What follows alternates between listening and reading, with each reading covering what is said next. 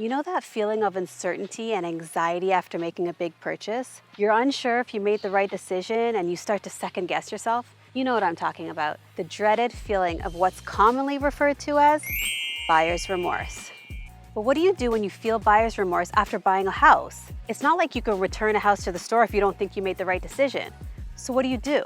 In this video, I'm going to help you understand the feelings associated with buyer's remorse and help you feel more confident and comfortable with your purchase moving forward. Please don't forget to subscribe and hit that notification bell so that you can continue to watch more videos like this one.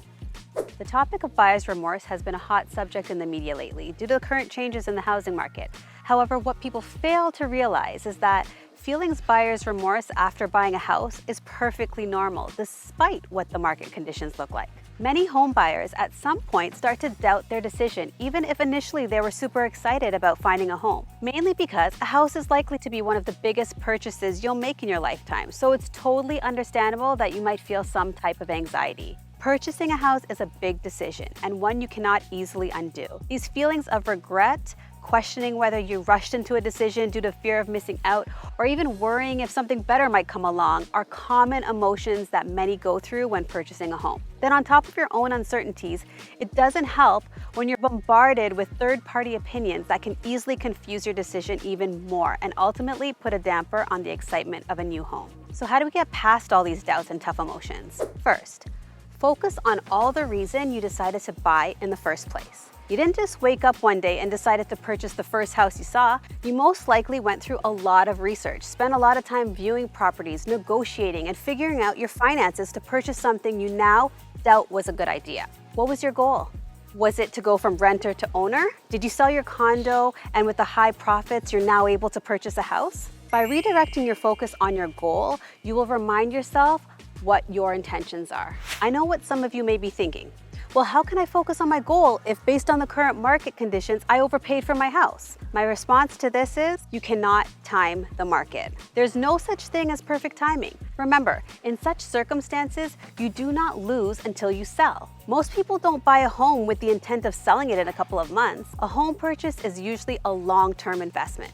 Hence, your home will appreciate in value if you hold on to it for a lengthy period of time. You need to put your energy and focus on things you can control. You've already committed to the purchase. Now, does it make sense to spend time and potentially lose money on trying to get out of a deal when you're not even 100% sure that getting out can even happen? Or does it make better sense to figure out a plan on how to make this purchase work for you despite the shift in the market? As I mentioned before, you cannot time the market.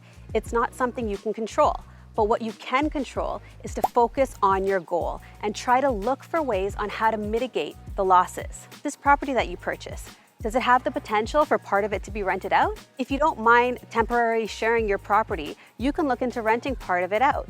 Now, the income you gain from the rent acts as additional income you once didn't have. That can now go towards helping you pay your mortgage or be additional passive income. If renting part of your home is not an option, that's okay. Just by paying your monthly mortgage payments, you're building equity. This equity you build can eventually be used to either invest in purchasing other investment properties, or it can be pulled and used for other types of investments. Or you can look at this purchase as a gift or inheritance for your kids or family members. Hence, there is no loss. Finally, remember what I mentioned before. You don't lose until you sell.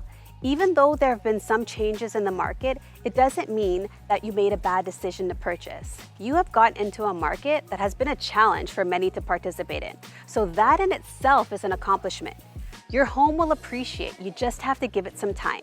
Isn't it funny how most of us don't really question ourselves when we purchase a new vehicle that in most cases costs a lot of money? And the second we drive that vehicle off the lot, it depreciates in value and will continue to depreciate. You'll never be able to sell that car over time and make more than what you initially purchased it for. So why is it that we panic about the fluctuation in the market when we know that if we give it time, our real estate purchase will appreciate? What I'm trying to make clear is you can focus on panic and fear, or you can find a way to make your current situation work for you. We will always face obstacles, whether that's in the market or in life in general, but it's how we react to the situations that make the difference. Stay focused on the goal, not the noise. Remember why you made that purchase in the first place and find ways to make the situation at hand serve you. I hope this video has helped redirect your thoughts and fears around the notion of buyer remorse and will motivate you to persevere regardless of circumstances. Thank you so much for watching, and I'll see you in the next video. Bye.